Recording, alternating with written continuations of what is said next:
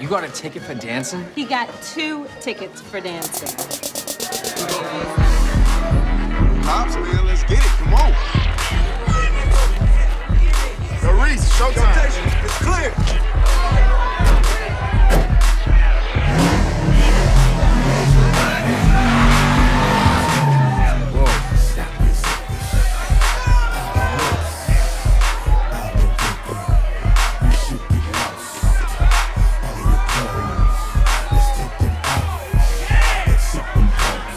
Hey, you. Let's go. Come on, let's dance. No, I'm good. No, I'm good. I'm sure have fun.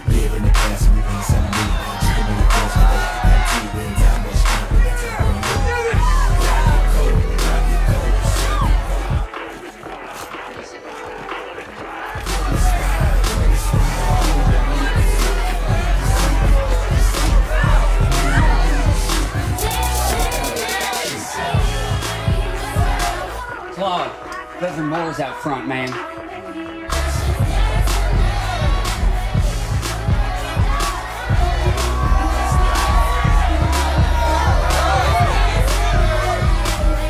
Moving to the movie that I'm sure everyone wants to know about, the movie Footloose, and I keep holding up this magazine. I'm just so surprised. They had stacks of this thing. Well, explain what this outside is, though. Yeah, this is a Footloose magazine, and it's all advertisements for the clothes. I think this is your review. It is. I mean, you know, you have... That's what this movie is about. I guess pictures of the actors in the film. There's Julianne Hough. She just...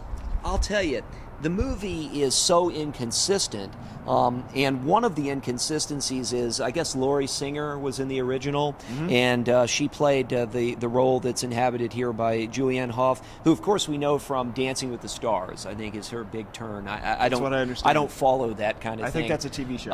Yeah, but you know, she certainly dances well in this movie, as do they all. And I just think she's a little too old for the role. I don't know why. I just got the impression that all the, and you know, you think back. Laurie Singer was too. Though. Laurie Singer was too. They all were. None of them looked like they were in high school. But you're remaking something, and at times it's almost a shot-for-shot kind of remake. You know, they have the scene in the church where Dennis Quaid, in this case, plays the John Lithgow role, and how is he in that? I would have never thought of Dennis Quaid for that role.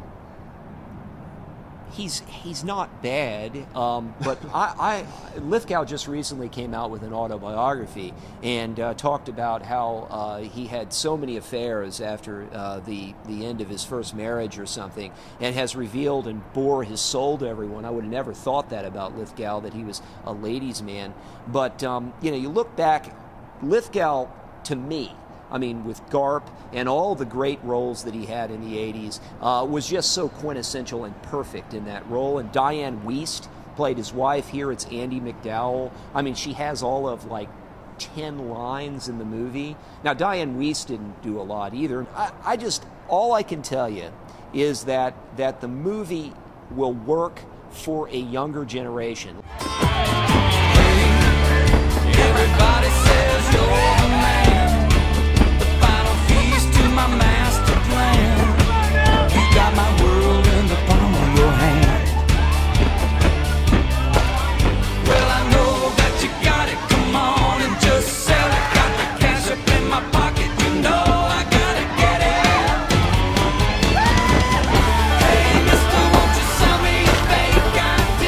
There's a band in the bar that I'm dying to see. I got my money and you got what I need. Hey, won't you sell me a fake ID? I can see that Footloose, the young crowd who had apparently not seen the original. There was a young critic sitting beside me that I believe writes for either one of the college newspapers in town, and I asked him if he had seen the original, and remarkably he looked at me and he said, "No, I've only seen part of it." And I said, "Part of it? You know, you got to see all of the original Footloose. You know, obviously the end with the dancing is wonderful, but there are several scenes that are in the original film that even today get me. The commentary that I think you have now in the 2011 time that I think they could have exploited, which they didn't, is that we have all of these baggy pants ordinances that are cropping up all over these small towns.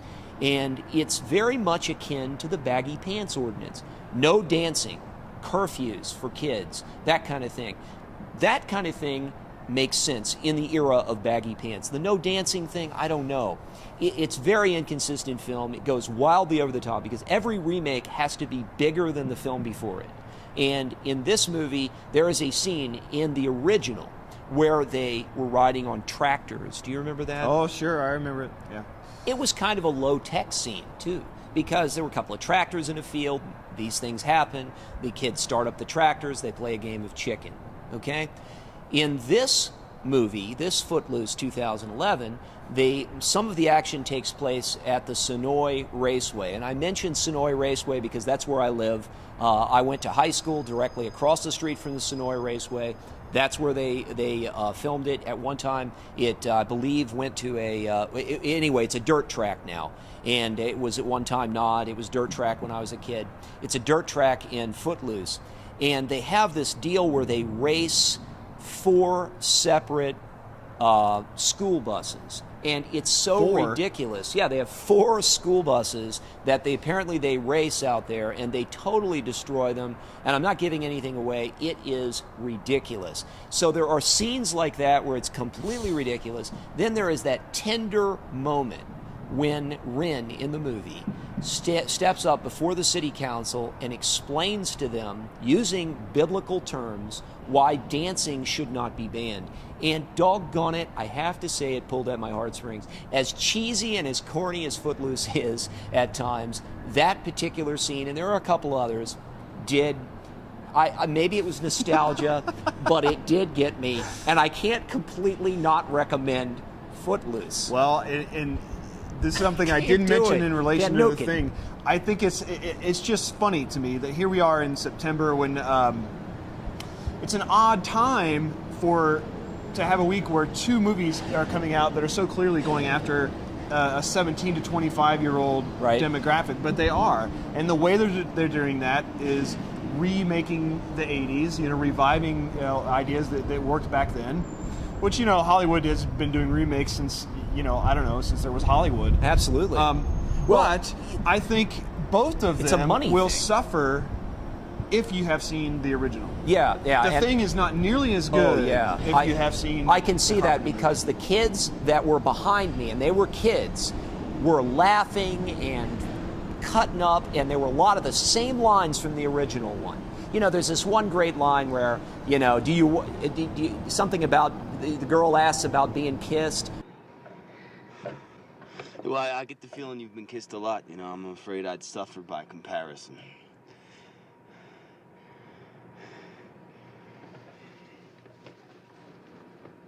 You don't think much of me, do you? You think I'm small town? I think Beaumont's a small town. And it's in the original, and it works doggone it again in this one. You're saying doggone it a lot. I have to say that. I have to be a simpler time, right. a kinder, gentler. I'm round. Time, right? I'm a round. Yeah. Well, I'm a square, actually. Isn't that what they say? So I'm going to begrudgingly, for the qualified audience, give my fix for Footloose, but it's wildly inconsistent, and it contains a lot of language that I'm sure was in the original one. There's beer drinking by these kids. They get stoned in the original. There is some marijuana use, but not by our hero. So to recap, The Thing, the prequel, gets what, a fix rating out of Jeff. I say no fix for 1911, and I'm not alone. And then I'm going to give sort of a half fix for Footloose. You've been watching The Film Fix, and I'm Jonathan W. Hickman, and this is Jeff Marker. As always, you can join us on the web by going to dailyfilmfix.com, where you can feed your movie addiction. Did you hear that?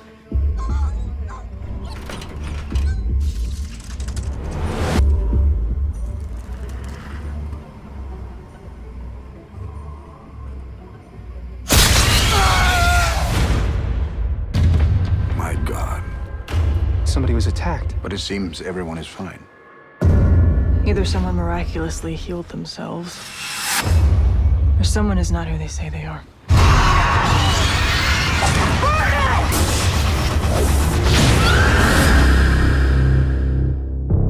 What was it doing to him? It's imitating his cells. I think this thing copies its prey and then hides inside it. What are you saying? Not all of us are human. It could be any of us.